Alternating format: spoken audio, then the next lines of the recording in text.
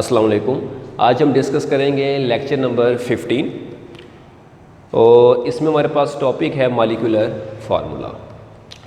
Last lectures के अंदर हमने देखा था एनालिसिस, उसके बाद एम्पिरिकल फार्मूला, कंबस्शन एनालिसिस। मैंने आपको एनालिसिस में ये बताया था एनालिसिस दो किस्म के होते हैं, एक होता है क्वालिटेटिव एनालिसिस और एक होता है क्वांटिटेटिव एनालिसिस। क्वालिटेटिव एनालिसिस वो होता है कि जिसमें हम एलिमेंट्स को आइडेंटिफाई करते हैं। वहाँ पे मैंने एग्जांपल दी थी कि अगर आपके पास वाटर का एक सैंपल है आता है, आपको कहता है कोई इसका क्वालिटेटिव एनालिसिस करें, तो आप उसका जब क्वालिटेटिव एनालिसिस करेंगे तो आपको पता चलेगा कि उसके अंदर हाइड्रोजन और ऑक्सीजन मौजूद हैं। क्वालिटेटिव एनालिसिस के बाद जब आप करेंगे उसका क्वांटिटेटिव एनालिसिस, क्वांटिटेटिव एनालिसिस में ये हमने देखना होता है कि उसमें उन एटम्स की कितनी कितनी अमाउंट, क्वांटिटी से कितनी अमाउंट मौजूद है। तो क्वांटिटेटिव एनालिसिस करेंगे तो वाटर के अंदर H2O, दो हाइड्रोजन के एटम, उनका मास 2, एक ऑक्सीजन के एटम 16, तो 2 और 16 रेशो निकालेंगे तो 1:8 निकलेगी। फिर उसके बाद हमने निकाली थी परसेंटेज, एलिमेंट की परसेंटेज निकाली थी। फिर परसेंटेज के बाद हमने एम्पिरिकल फार्मूला निकाला था। एम्पिरिकल फार्मूला निकालने के वो 4 स्टेप थे, ठीक है। फिर एम्पिरिकल फार्मूला निकालने के बाद फाइनल जो हमारे पास फार्मूला निकलता है वो क्या होगा, मॉलिक्यूलर फार्मूला। क्योंकि एम्पिरिकल फार्मूला हमें complete information about the formula of a compound नहीं देता, जबकि मॉलिक्यूलर फार्मूला हमें उसकी कंप्लीट इंफॉर्मेशन देगा। तो आपने याद रखना है, जब तक आप empirical formula step by step empirical formula नहीं निकालोगे, आप मॉलिक्यूलर फार्मूला भी नहीं निकाल सकते। अगर इसे डिफाइन करें मॉलिक्यूलर फार्मूले को, the formula that gives total number of atoms of different element present in a molecule of a compound is called molecular formula। कि ऐसा फार्मूला जो आपको मुख्तलिफ एलिमेंट के टोटल एटम्स की तादाद बताता है किसी भी कंपाउंड के एक मॉलिक्यूल में, वो आपके पास क्या होगा, मॉलिक्यूलर फार्मूला। इसके अपोजिट अगर हम एम्पिरिकल फार्मूले को देखें तो एम्पिरिकल फार्मूला क्या था, ऐसा फार्मूला जो हमें सिंपल होल नंबर रेशो बताते हैं between the atoms of different element. तो वो सिंपल रेशो बताएगा, लेकिन ये आपको टोटल बताएगा कि उस मॉलिक्यूल में कितने carbon, hydrogen, oxygen, nitrogen etcetera कितने एटम हैं।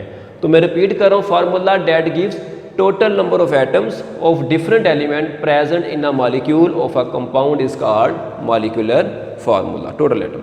एग्जाम्पल ग्लूकोज, इसका एम्पिरिकल फार्मूला हमने लास्ट टाइम भी डिस्कस किया था, क्या होता है CH2O, जबकि इसका मॉलिक्यूलर फार्मूला क्या होगा, C6H12O6। तो टोटल तादाद बता रहे हैं हमें। बेंजीन एम्पिरिकल फार्मूला CH और इसका मॉलिक्यूलर फार्मूला क्या होगा, C6H6। टोटल हमें एटम की तादाद बता रहे हैं। अब हमने ये देखना है कि वो जो उसका मॉलिक्यूलर फार्मूला है वो कैसे निकालते हैं।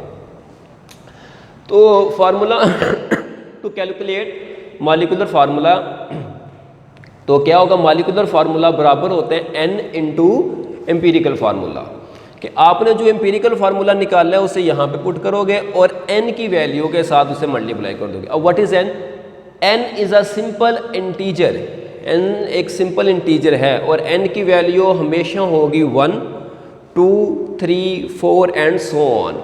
इट मीन्स कि N, ये बात आपने नोट करनी है मेरी, कि N कभी भी ज़ीरो नहीं हो सकता, पहला पॉइंट। N कभी भी नेगेटिव नंबर नहीं हो सकता, दूसरा पॉइंट। और तीसरा पॉइंट, N कभी भी फ्रैक्शन में, पॉइंट में नहीं हो सकता। N अगर होगा तो एक होल नंबर होगा जो होगा 1 से शुरू होंगे, 1, 2, 3, 4 एंड सो ऑन होंगे, ठीक है। तो MCQs में याद रखना है N ज़ीरो नहीं हो सकता, दूसरा पॉइंट N नेगेटिव नहीं हो सकता, नंबर नहीं हो सकता, तीसरा पॉइंट N फ्रैक्शन में नहीं हो सकता। अब N कैसे निकलेगा? N निकालने के लिए molecular mass divided by empirical formula mass. जब आप न्यूमेरिकल करोगे तो आपने एक चीज़ ज़हन में रखनी है कि अगर वो आपको कहेगा मॉलिक्यूलर फार्मूला कैलकुलेट करो, तो ये वाला जो ऊपर चीज़ मौजूद है, कौन सी, मॉलिक्यूलर मास, ये आपको कांस्टेंट में हमेशा गिवन होगी, ये आपको हमेशा गिवन होगी। और एम्पिरिकल फार्मूला मास ये आप एम्पिरिकल फार्मूला से निकालोगे, ठीक है। Empirical formula mass, for example जैसे मैं कहता हूँ कि बेंजीन का एम्पिरिकल फार्मूला है हमारे पास CH। अब हमें कोई कहता है इसका एम्पिरिकल फार्मूला मास निकालो, तो एम्पिरिकल फार्मूला मास वो मतलब कि जो एम्पिरिकल फार्मूले का मास हो, तो वो कैसे निकालेंगे? एक कार्बन का मास 12 प्लस एक हाइड्रोजन का मास 1, तो इन्हें ऐड कर देंगे तो क्या आ गया 13। तो this is empirical formula mass, ऐसा मास जो एम्पिरिकल फार्मूले से निकाला हो। ठीक होगी बात? तो यानी कि ये चीज़ आपको क्वेश्चन में गिवन होगी, ये आप एम्पिरिकल फार्मूले से कैलकुलेट करोगे और एम्पिरिकल फार्मूला वही स्टेप जो हमने लास्ट लेक्चर्स में किया था, डिवाइड करके n आ जाएगा, n की वैल्यू यहाँ पुट करोगे, एम्पिरिकल फार्मूला पहले से निकाला होगा, मल्टीप्लाई करोगे तो हमारे पास क्या निकल आएगा? मॉलिक्यूलर फार्मूला निकल आएगा। अब एक और एमसीक्यूज, एक एमसीक्यूज क्या बताया? n 0 नहीं होगा, नेगेटिव नंबर नहीं होगा और फ्रैक्शन में नहीं होगा। एक और important point, if n is unity, unity से मुराद अगर n की वैल्यू 1 के बराबर है, then empirical and molecular formula are same. देखो अगर मैं यहाँ पे 1 पुट कर दूँ, n की जगह 1, तो n खत्म हो गया, तो मॉलिक्यूलर फार्मूला किसके बराबर आ गया? Empirical formula. तो देखो मॉलिक्यूलर फार्मूला बराबर है, n की जगह क्या पुट कर दिया? 1, तो ये किसके बराबर आ गया? Empirical formula. इट मीन्स अगर n 1 है किसी कंपाउंड के लिए, XYZ किसी भी कंपाउंड के लिए, तो उस कंपाउंड के लिए जो मॉलिक्यूलर फार्मूला होगा वही उसका एम्पिरिकल फार्मूला भी होगा। जैसे चंद की एग्जांपल मैंने दी हुई है कि अमोनिया, इसका जो एम्पिरिकल फार्मूला NH3 है वही इसका मॉलिक्यूलर फार्मूला है, क्योंकि इस केस में n की वैल्यू 1 है। वाटर जो एम्पिरिकल फार्मूला वही मॉलिक्यूलर फार्मूला। कार्बन डाइऑक्साइड जो एम्पिरिकल वही मॉलिक्यूलर। सुक्रोज जिसे शुगर कहते हैं, C12H22O11, C12H22O11। तो ये वो कंपाउंड है, इसके अलावा और भी एग्जांपल्स हैं, तो वो कंपाउंड है जिनका एम्पिरिकल और मॉलिक्यूलर फार्मूला सेम है। क्यों सेम है? बिकॉज इस केस में n की वैल्यू यूनिटी है। अब आपने पहली बात, एक बात तो ये याद में रखनी है, जहन में रखनी है, n किसके बराबर होगा? मॉलिक्यूलर मास, ये आपको क्वेश्चन में गिवन होगा। एम्पिरिकल फार्मूला मास मैंने आपको बता दिया एम्पिरिकल फार्मूले से। और फाइनल क्या होगा? मॉलिक्यूलर फार्मूला किसके बराबर होगा? n, जो यहाँ से निकाला, और इनटू एम्पिरिकल फार्मूला। नेक्स्ट, अब हम देखते हैं एग्जाम्पल 1।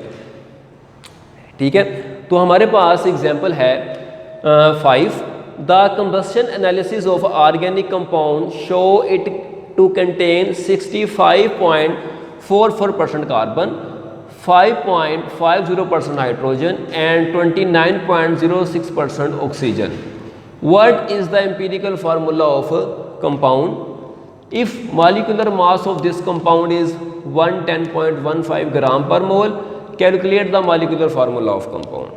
ठीक है, तो वो कहते हैं जी अगर आपके पास कार्बन, हाइड्रोजन और ऑक्सीजन की परसेंटेज गिवन है, पहले आप उसका एम्पिरिकल फार्मूला निकालो, फिर अगर उसका मॉलिक्यूलर मास इतना है तो उसका क्या निकालो? आप मॉलिक्यूलर फार्मूला निकालो। ठीक है, तो पहले वही बात एम्पिरिकल फार्मूला, और एम्पिरिकल फार्मूले में आपने लास्ट लेक्चर को रिवाइज करो तो सबसे पहले स्टेप परसेंटेज, दूसरा स्टेप मोल्स या ग्राम एटम, तीसरा स्टेप एटॉमिक रेशो, और चौथा स्टेप अगर एम्पिरिकल फार्मूला होल नंबर में नहीं है तो with multiply with the suitable digit. ठीक होगी बात? तो पहले ये 4 स्टेप करने हैं, पहले आपने यहाँ तक ज़हन में रखने हैं। तो ज़रा देखो, हमें परसेंटेज दे दी गई है कार्बन की, हाइड्रोजन की और ऑक्सीजन की। ठीक होगी बात? It means empirical formula calculate करने के लिए हमें स्टेप नंबर 1 करने की ज़रूरत नहीं है, तो हम स्टेप 2 से शुरू करेंगे। स्टेप 2 क्या था? हर एलिमेंट के मोल्स या ग्राम एटम फाइंड आउट करो, और उसका लिए फार्मूला क्या लिखवाया था कि जो परसेंटेज होगी उसे उस एलिमेंट के एटॉमिक मास पे डिवाइड कर देना है। जैसे सबसे पहले नंबर ऑफ ग्राम एटम, और ग्राम एटम का दूसरा नाम moles. Number of gram atom of carbon, तो परसेंटेज क्या है कार्बन की? 65.44। डिवाइड किस पे कर दिया? उसके एटॉमिक मास पे, तो उसके ग्राम एटम या मोल्स आ गए।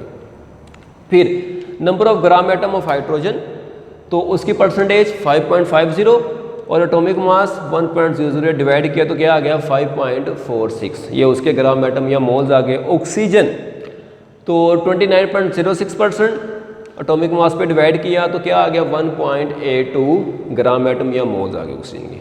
स्टेप नंबर 2 हो गया, परसेंटेज गिवन थी, दूसरे स्टेप में ग्राम एटम या मोल निकाल लिया हमने। तीसरा स्टेप क्या था?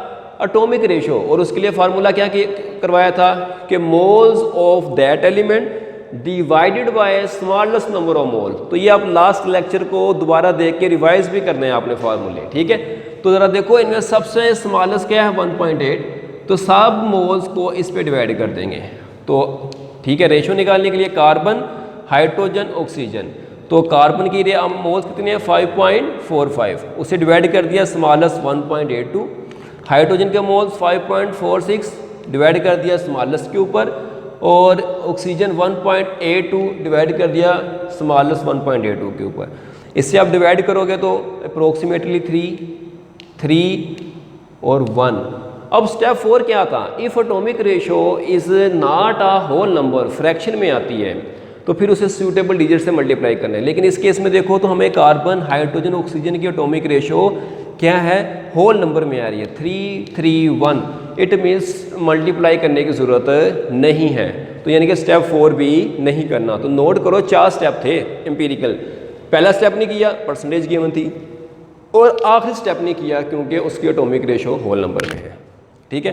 तो इसका एम्पिरिकल फार्मूला क्या बना, C3H3 और O1। तो ये इसका आ गया एम्पिरिकल फार्मूला C3H3 और O, उसका एम्पिरिकल फार्मूला आ गया, ठीक होगी बात। अब एम्पिरिकल फार्मूला हमने कैलकुलेट कर लिया, अब उसके आगे क्या करना है, मॉलिक्यूलर फार्मूला, ठीक है। और मॉलिक्यूलर फार्मूला निकालने के लिए हमारे पास फार्मूला क्या था, मॉलिक्यूलर फार्मूला बराबर है n इंटू एम्पिरिकल फार्मूला, और एम्पिरिकल फार्मूला आ गया। अब हमने n निकालना है। n कैसे निकालते थे, मैंने अभी पीछे वाली स्लाइड में बताया, molecular mass divided by empirical formula mass. और मैंने क्या कहा था, मॉलिक्यूलर मास या मोलर मास हमेशा गिवन होगा, तो ये देखो गिवन है, मॉलिक्यूलर मास ऑफ कंपाउंड 110.15 ग्राम पर मोल, तो ये आ गया। और क्या नहीं चाहिए, एम्पिरिकल फार्मूला मास, तो ये कैसे निकालना है उसके एम्पिरिकल फार्मूले से। तो देखो इसका एम्पिरिकल फार्मूला क्या है, C3H3O। तो इसका एम्पिरिकल फार्मूला मास कैसे होगा, 3 कार्बन है 12 इंटू 3 प्लस 3 हाइड्रोजन है 3 इंटू 1.008 प्लस 1 ऑक्सीजन है 1 इंटू 16। तो सबको मल्टीप्लाई करके जब ऐड करेंगे तो कितना आ गया 55.05। अब n की वैल्यू, मॉलिक्यूलर मास ये आ गया 110, एम्पिरिकल फार्मूला 55.5 डिवाइड करेंगे तो n की वैल्यू 2 आ गई।